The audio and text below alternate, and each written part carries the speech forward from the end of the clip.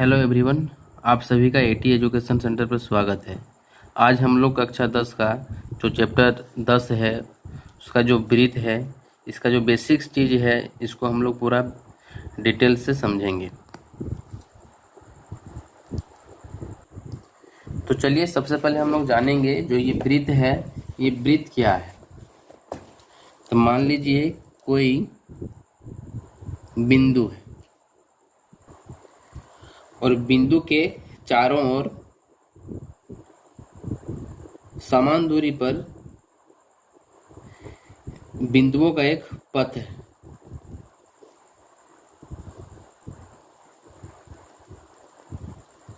ये पथ है। ये बिंदु यहाँ से जितनी दूरी है, बाकी जितना भी बिंदु है ये बिंदु से उतनी ही दूरी पर है। तो ये जो बिंदु मिलाकर जो पथ बनेगा, इसी को हम लोग बोलते हैं वृत्त। तो ये जो वृत्त है ये अनंत बिंदुओं से मिलकर बनी है और ये जो बिंदु के पथ की जो लंबाई है इसे हम लोग बोलते हैं परिधि। तो इसे हम लोग लिख लिए परिधि।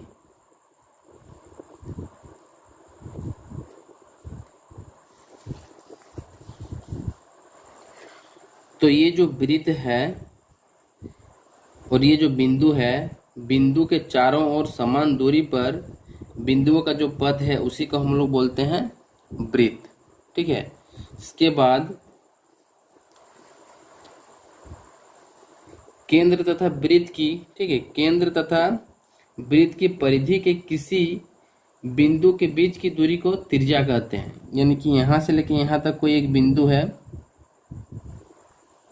इसकी जो बीच की दूरी है इसी को हम लोग कहेंगे त्रिज्या।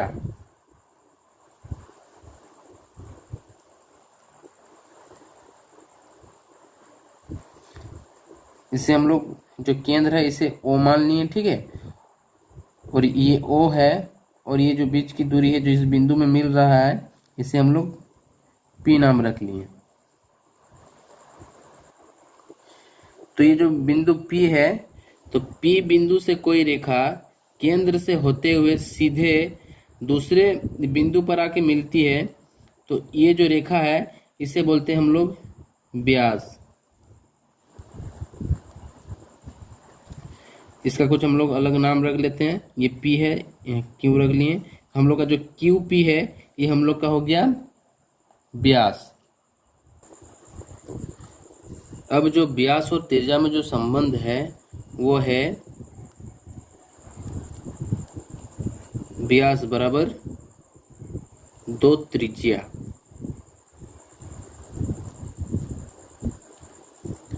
यानी त्रिज्या बराबर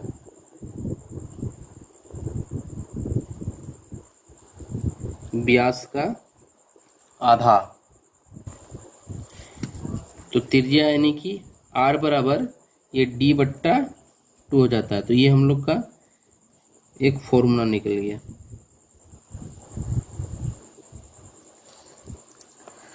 इसके बाद कोई एक बिंदु से दूसरे बिंदु तक जो बिना केंद्र से जाती है, तो ये जो रेखा है इस रेखा को हम लोग बोलते हैं जीवा।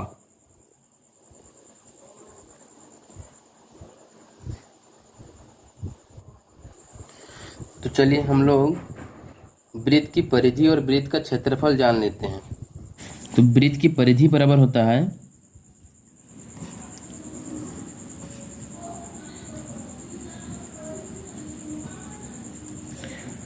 2πr। तो ये एक फॉर्मूला हो गया, सूत्र हो गया। अब जो वृत्त की क्षेत्रफल बराबर होता है πr²। तो वृत्त का जो ये दो सूत्र है ये बहुत ही इम्पोर्टेंट है, ठीक है, इसे आप याद कर लीजिएगा। चलिए अब वृत्त की कुछ और चीजों को जानते हैं।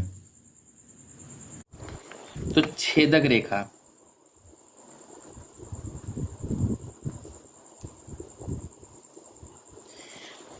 मान लेते हैं कोई ये एक वृत्त है,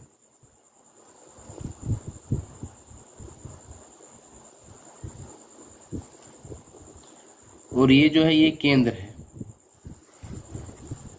और कोई रेखा वृत्त के किसी दो बिंदुओं पर प्रतिच्छेद करती है, तो ये जो रेखा हो जाएगी ये छेदक रेखा कहलाएगी। चलिए इसे हम लोग PQ नाम रख लेते हैं, और ये जो बिंदु है ये दोनों बिंदुओं पर प्रतिच्छेद करती है, तो यही रेखा छेदक रेखा कहलाएगी।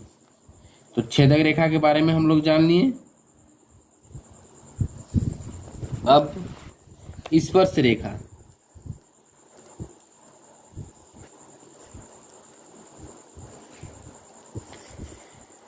चलिए ये मान लेते हैं ये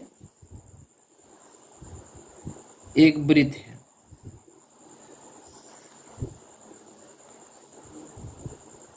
और ये जो रेखा है ये वृत्त के किसी एक बिंदुओं पर स्पर्श करके यानी कि छू के जा रही है। तो ये जो बिंदु पर जिस जगह पर ये छू के जा रही है वो जो बिंदु है वह स्पर्श बिंदु कहलाएगा। तो ये जो बिंदु है वो स्पर्श बिंदु है, और इसी स्थिति को स्पर्श रेखा कहा जाता है। यानी कि जो PQ है ये PQ स्पर्श रेखा कहलाएगी। तो ये जो बिंदु है ये अनंत बिंदुओं से मिलकर जो ये वृत्त बनी हुई है, तो हम लोग बोल सकते हैं कि एक वृत्त में अनंत स्पर्श रेखाएं हो सकती है। अब जो ये बिंदु है इससे हम लोग कुछ नाम रख लेते हैं। तो मान के चलिए ये A है, और ये जो है ये वृत्त का केंद्र है, इसे हम लोग नाम रख लेते हैं ये O है। ठीक है। अब जो केंद्र से स्पर्श बिंदु को हम लोग मिला दें, अब केंद्र से जब स्पर्श बिंदु को मिला दें, ठीक है, तो इसके द्वारा जो कोण बनेगा ये हमेशा 90 डिग्री का बनेगा। ठीक है, इस साइड भी 90 डिग्री का बनेगा और इस साइड भी 90 डिग्री का बनेगा।